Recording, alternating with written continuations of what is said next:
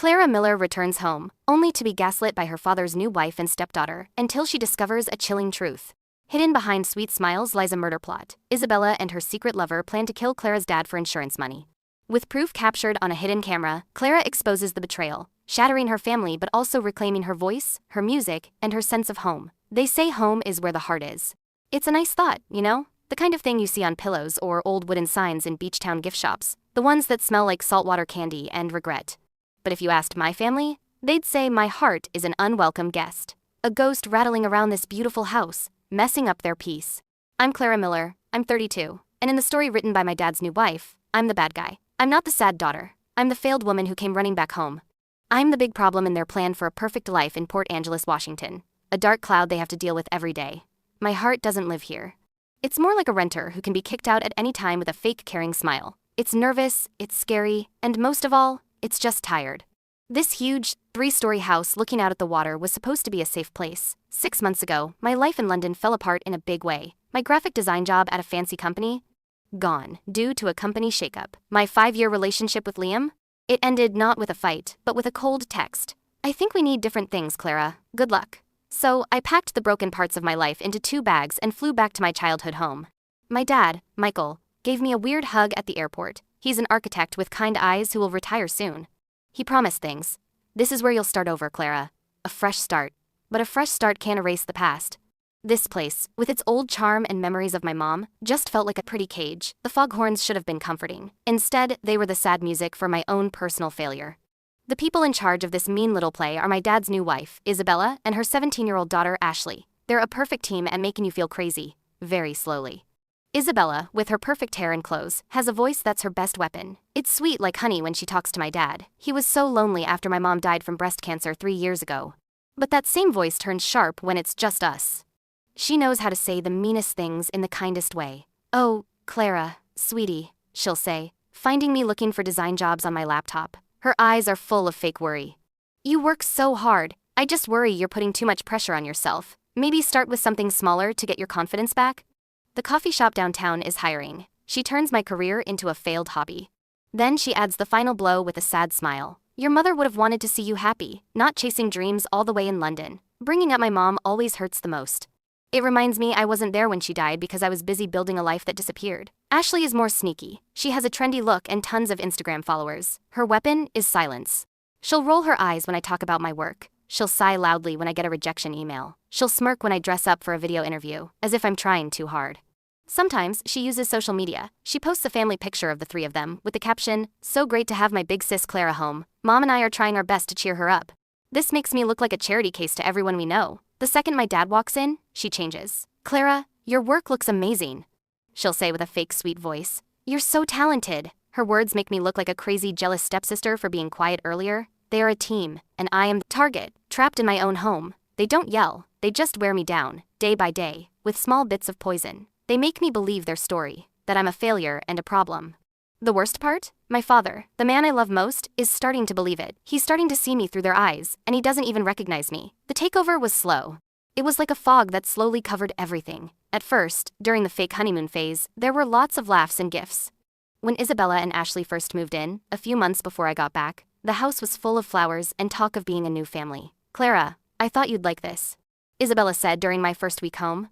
She handed me a fancy pen. "For signing all those big contracts in your future. I believe in you, sweetie. You just need a little time." I took it and felt a little bit of hope. I thought, maybe this is it. A real family. Maybe I'm being too negative. Ashley acted like the perfect little sister too. "Clara, can you look at my college essay? I want to study communications, just like you."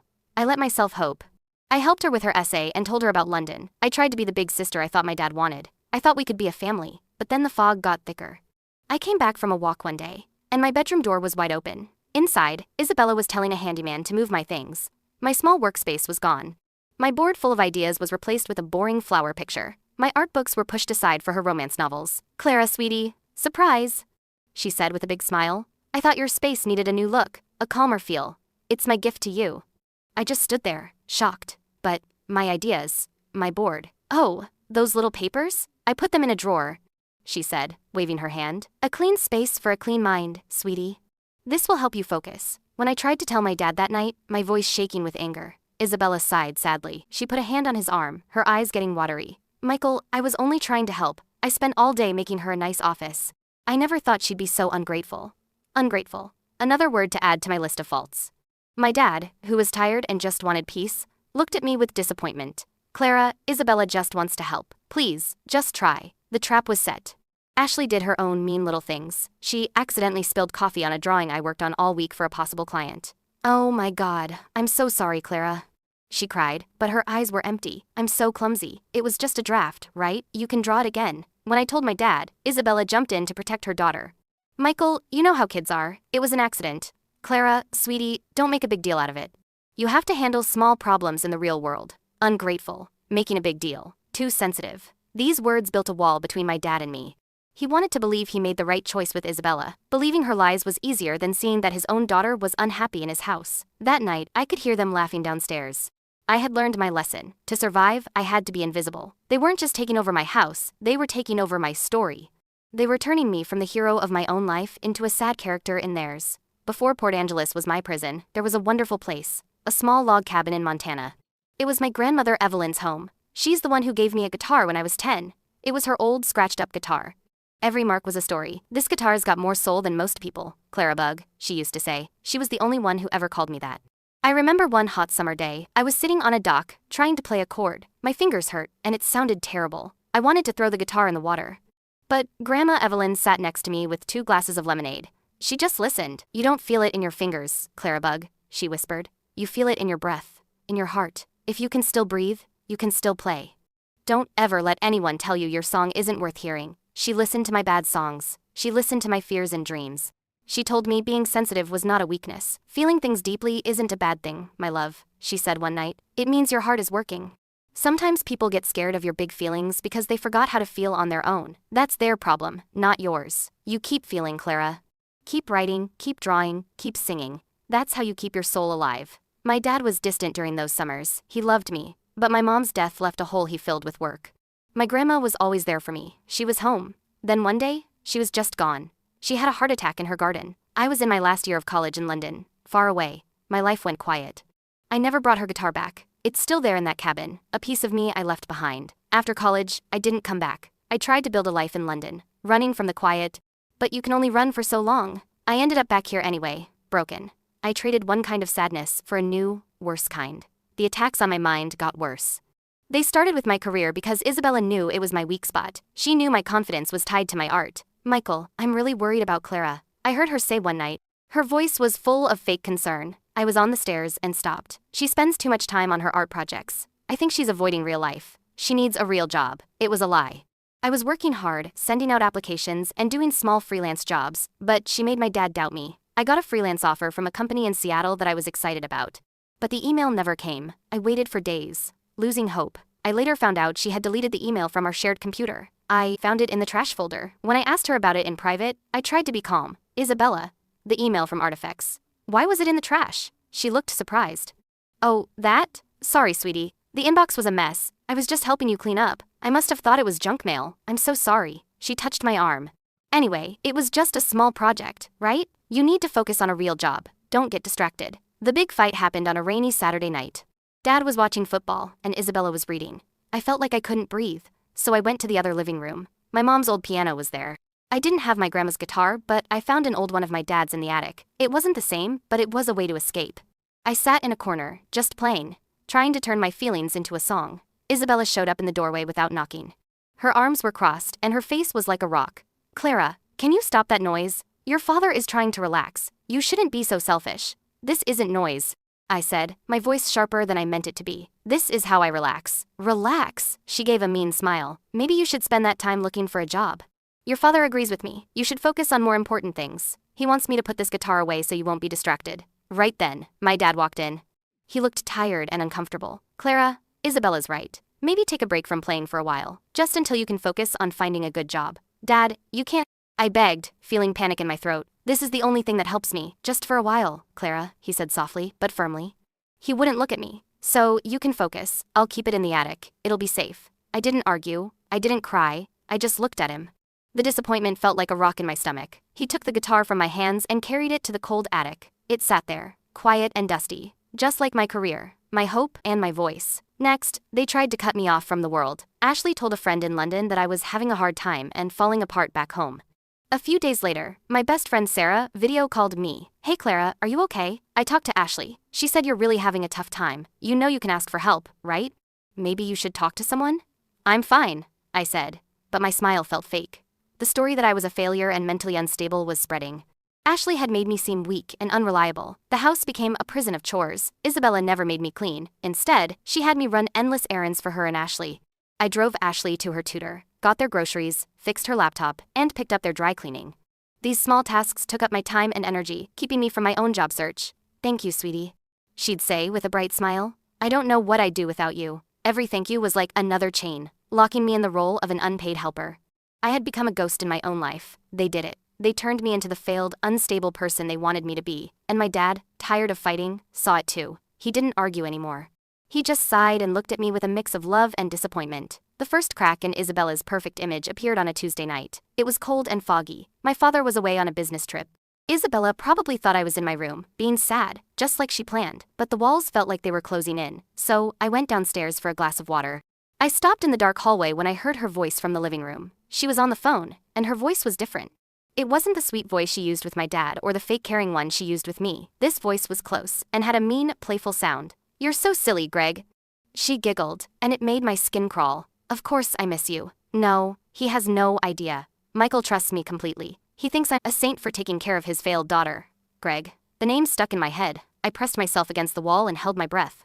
"So, is our plan still on?" Her voice turned cold and all business. "As soon as his life insurance is updated next month?" "Yep. With the accidental death part," I checked.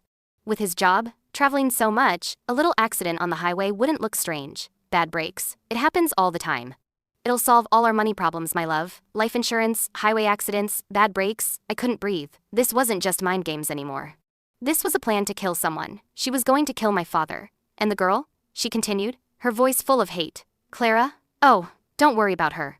She's too busy being a failure to notice anything. And even if she did, who would believe a 32-year-old jobless woman with mental issues living with her dad? I've made sure of that." The glass in my hand shook. I backed away quietly, step by step, to my room. I shut the door without a sound and leaned against it. My heart was pounding. Isabella hadn't just made me a problem. She had made me a witness who no one would believe. Fear is a great motivator. It burned away my sadness. I couldn't tell my dad. She was right. Who would believe me? He'd think I was making it up, being jealous and crazy. I needed proof. Real, solid proof. That week, I used most of my savings to buy a tiny spy camera that looked like a USB charger. I waited until Isabella and Ashley went shopping on Friday. Then I moved fast, my heart pounding. I stuck the camera in an outlet on a high bookshelf in the living room, hiding it behind some old books. It had a perfect view of the couch where she always sits. I connected it to an app on my phone. The first few days were awful. I kept checking the video feed, but it was just normal life. I started to doubt myself. Maybe I heard wrong? Maybe I really was going crazy? Then, Friday afternoon, the day before Dad was supposed to come back, it happened. The doorbell rang. Through the app, I watched Isabella open the door to a tall, dark-haired man in a nice suit. Greg. He pulled her into a long, passionate kiss right in the doorway. My stomach turned. I felt sick. They sat on the couch, right in my camera's view. Greg pulled a folder from his bag. "Here's the new insurance paper," he said, his voice low and sure. "Michael's policy is good. The money for an accidental death is huge. Enough for us to live very well." Isabella looked at the papers with a happy smirk. "Good. Are you sure it'll look like an accident? No clues?" "Leave it to me," Greg said, putting a hand on her leg. "A friendly mechanic will take care of the brakes. No one will find a thing. Then, we'll have it all. A new life somewhere warm, maybe the Caribbean. No fog, no annoying problems." He looked up the stairs. I sat on the cold floor of my bedroom, staring at my phone. A chill went through me. I had it. Clear proof. My father was the target, and I was the annoying problem they wanted to get rid of. I saved the video to a secure online server right away. My dad came home Sunday evening, tired but happy. Isabella greeted him with a big hug and a kiss. Dinner was terrible. Every bite tasted like ash. I looked at the woman smiling and asking my dad about his trip, and all I saw was a monster. I waited. I waited until Ashley was in her room and Isabella was taking a long bath. I found my dad in his office, looking at some plans. "Dad," I started. My voice was scratchy. He looked up, a little annoyed. "What is it, Clara?" "I'm busy. This can't wait." I walked over and put my phone on his desk. "I'm begging you. Please just watch this. And please, for once, believe me." The fear in my voice must have reached him. He frowned, picked up the phone and pressed play. He watched in complete silence. His face went from confused to not believing, to pure, cold anger. He played the part about insurance and accident over and over. When it ended, he put the phone down very gently. He didn't look at me. He just stared at the wall, his face pale. The silence in the room was so loud. Then he stood up, moving stiffly like a machine, and walked out of the room, straight to the master bathroom. I followed, my heart about to explode. Isabella came out of the bathroom in a silk robe, her hair up. She smiled when she saw him. "Darling, you're done with work early." Her smile vanished when she saw his face. "Michael? What's wrong? You're scaring me." My dad didn't say a word. He just held up my phone and pressed play again. The sound filled the hallway. Isabella's voice. Greg's voice. The words about money, accidents, and death. Isabella's face changed through many ugly looks. Confusion, denial, panic, and finally, just cold, hard anger. "Where did you get that?" she shrieked, her voice high and loud. "That bitch? She spied on me." She stared at me with pure hate. "She saved my life," my dad said, his voice terrifyingly low. "You were going to kill me, Isabella. For money." "What do you know?" she screamed, no longer pretending. "You left me alone in this awful town with your failed daughter. I deserve more than this." "You'll get what you deserve," my dad said, his voice empty. He took out his own phone and dialed 911. "I'm calling the police." That's when Ashley, hearing the screaming, came out of her room. "What's going on, Mom?" My dad just looked at her, his eyes cold and hurt. "Your mother was trying to kill me. Did you know, Ashley?" Ashley looked from her mom to my dad, then to me. Her face was white with fear. Kill you? "No, I didn't know anything." She started to cry. Real tears. Isabella grabbed her daughter's arm. "We're leaving." But it was too late. We could hear the sirens getting closer. The show was over. The curtain had fallen. When Isabella and Ashley left, it wasn't a quick relief. It left a huge, echoing silence, full of things unsaid, and open wounds. The cops came and asked questions. Isabella and Greg were arrested. Ashley, who they thought didn't know about the plan, was sent to live with an aunt in California. The house suddenly felt huge and empty. For the first few days, my dad and I were like strangers. The betrayal, his guilt, it created a big gap between us. He hid in his office, and I hid in my room. The first real talk happened about a week later. He knocked on my door with 2 cups of tea. "Clara," he started. His voice was rough. There are no words for how sorry I am. I was blind. I didn't listen. I didn't protect you." The tears I had been holding back for months finally came out, and they wouldn't stop. "I tried to tell you, in so many ways. But you wouldn't see." "I know," he said, and for the first time in years, I saw my dad cry. "I know, I failed you.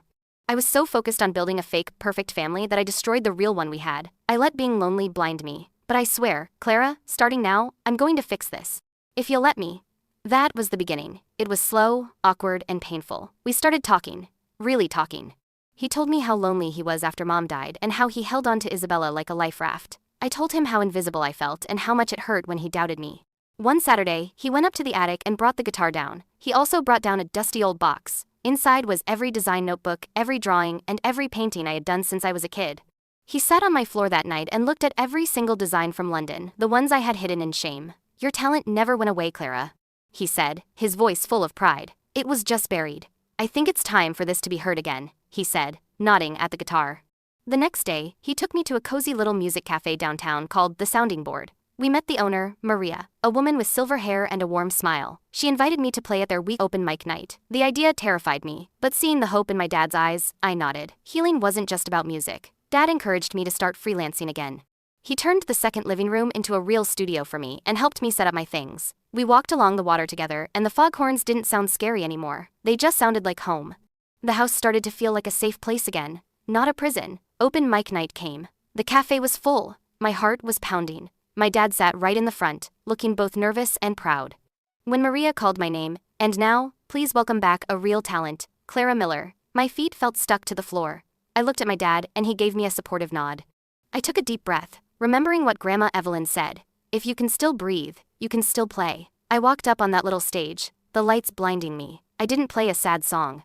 I had written a new one that week, a song about finding light in the fog, about learning to breathe again. I called it Evelyn's Song. The first chords were shaky.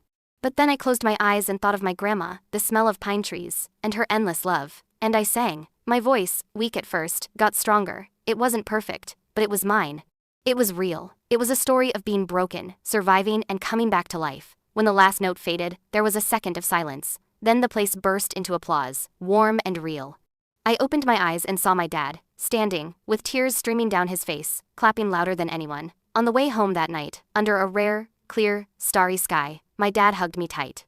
You are the best thing in my life, Clara. Don't ever let me forget that again. That night, I sat in my new studio. My guitar was leaning against the wall like an old friend. I looked out at the harbor, lights shining in the fog. I thought about Isabella and Ashley, not with hate, but with a kind of distant sadness.